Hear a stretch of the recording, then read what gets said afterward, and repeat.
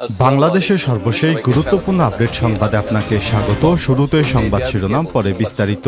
শুরুতেই জানিয়ে দিব, দেশব্যাপী বিক্ষোভ সমাবেশের ডাক দিল হিন্দু বৌদ্ধ খ্রিস্টান ঐক্য পরিষদ। আগামী ২১শে সেপ্টেম্বর ঢাকাসহ সারা দেশে সমাবেশ এবং বিক্ষোভ মিছিলের কর্মসূচি ঘোষণা করেছে বাংলাদেশ হিন্দু বৌদ্ধ খ্রিস্টান ঐক্য পরিষদ। জাতিসংঘের তত্ত্বাবধানে দেশে গত ৪ আগস্ট থেকে ২০ আগস্ট পর্যন্ত সংগঠিত মানবতাবিরোধী সাম্প্রদায়িক সহিংস ঘটনাবলী সুষ্ঠু এবং নিরপেক্ষ তদন্ত ঐক্য পরিষদের সাধারণ সম্পাদক সহ সংগঠনের অন্যান্য নেতৃত্ববৃন্দের বিরুদ্ধে দায়েরকৃত মিথ্যা মামলা প্রত্যাহার এবং সারা দেশে চলমান সাম্প্রদায়িক সহিংসতার চির অবসান, দোষীদের গ্রেপ্তার এবং শাস্তির দাবিতে এই কর্মসূচি পালিত হবে।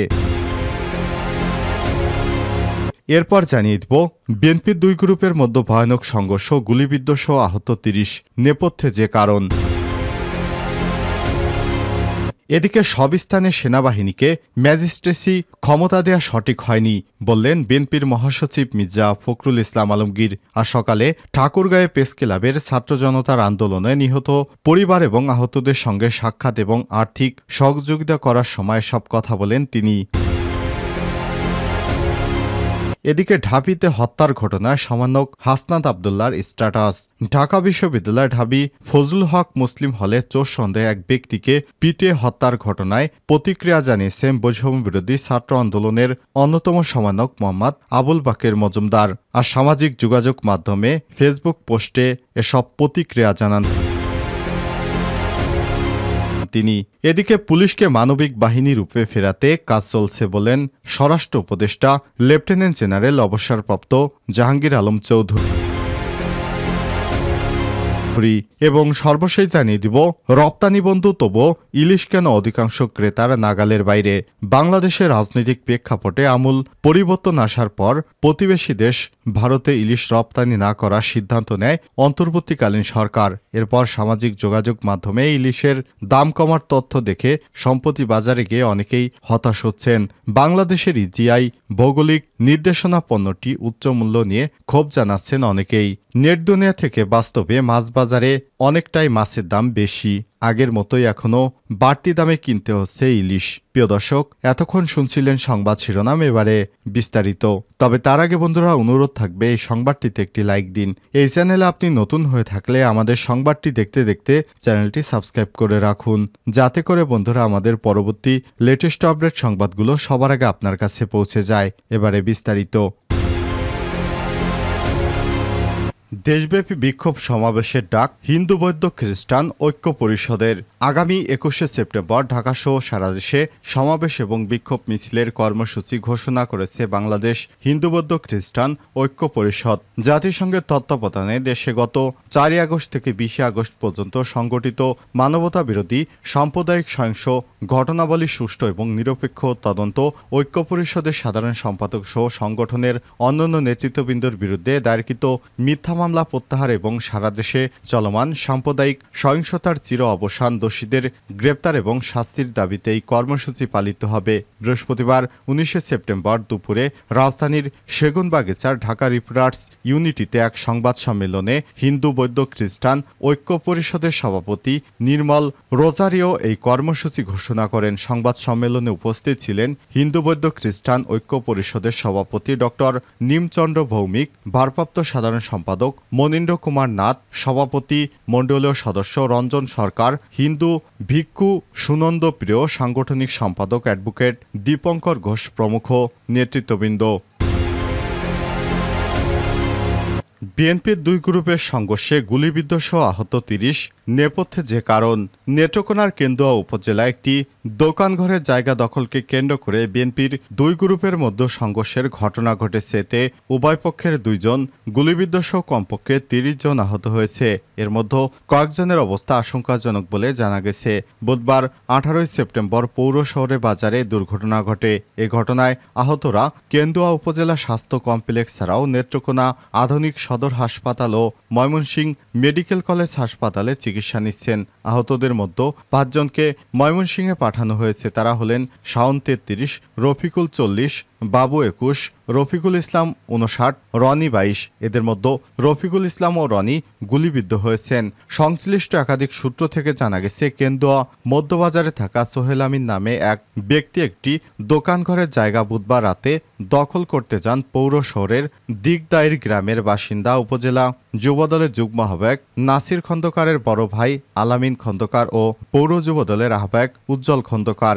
একই সময় সোহেল আমিনের পক্ষ নিয়ে ওই দোকানে যান নেত্রকোনা জেলা বিএনপির সদস্য সচিব রফিকুল ইসলাম হিলালির ভগ্নিপতি, উপজেলা বিএনপির সভাপতি জয়নুল ভূঁইয়ার বড় ভাই এবং উপজেলা ছাত্রদলের সভাপতি সাইফুল ভূঁইয়ার বাবা, উপজেলার চকভাট্টা গ্রামের বাসিন্দা বিএনপি নেতা জসিমউদ্দিন ভূঁইয়া। এক পর্যায়ে দুই পক্ষের সংঘর্ষে জড়িয়ে পড়ে। খবর পেয়ে যুবদল নেতা নাসির উদ্দিন খন্দকারের পক্ষে পৌরসভার দিগদাইর গ্রামের লোকজন এবং বিএনপি নেতা জসিমউদ্দিন ভূঁইয়ার পক্ষে উপজেলার চিরাংচর ইউনিয়নের চকভাট্টা গ্রামের লোকজন রক্তক্ষয়ী এই সংঘর্ষে জড়িয়ে পড়ে।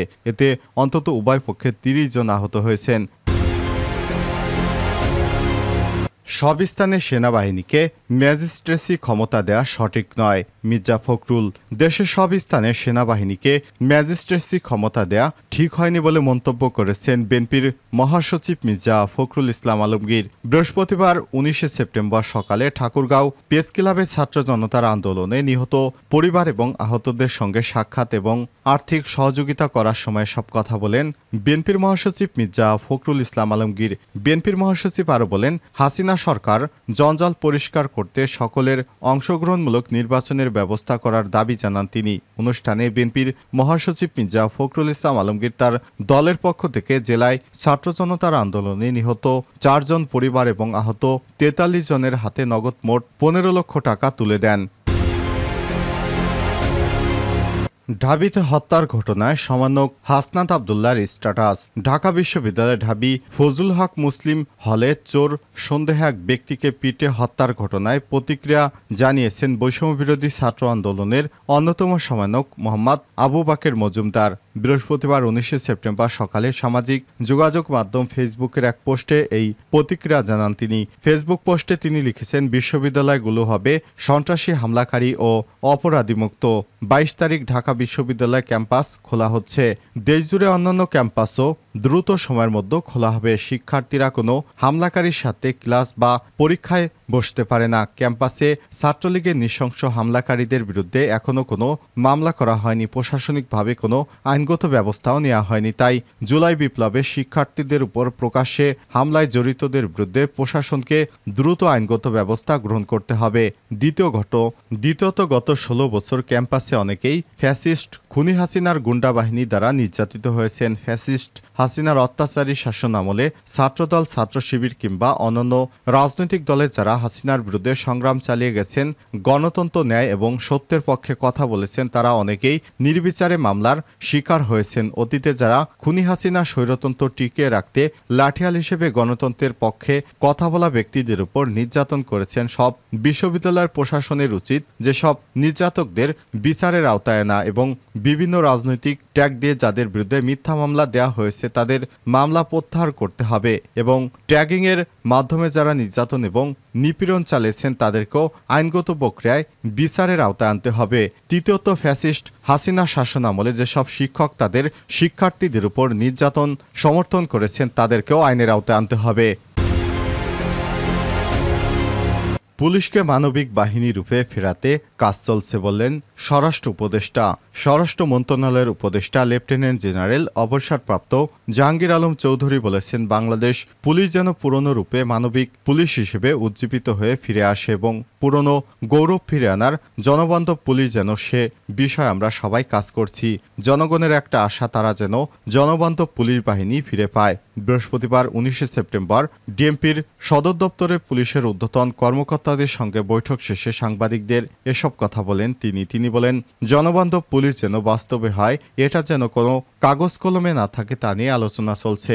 থানা পর্যায়ে লোকজনকে অনেক সময় বিভিন্ন কাজের জন্য গিয়ে তাদের যে সমস্যা সেটা সমাধান করতে পারেন না, সবসময় সমাধান সম্ভব হয় না, কিন্তু এরপরও তাদের যেন প্রাথমিকভাবে সেবা দেওয়া হয়।